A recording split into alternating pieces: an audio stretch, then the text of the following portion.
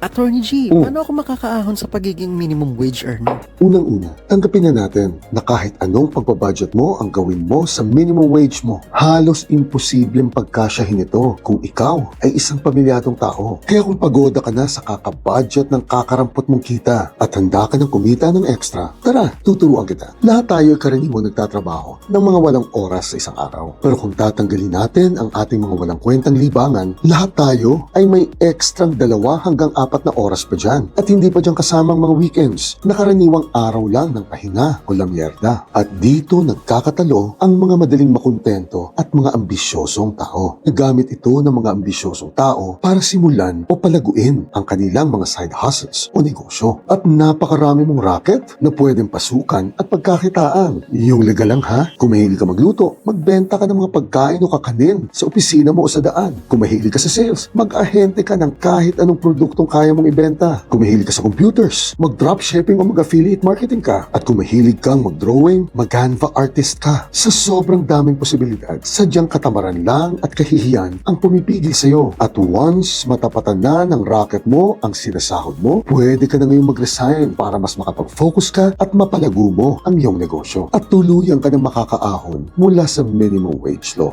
Ginian!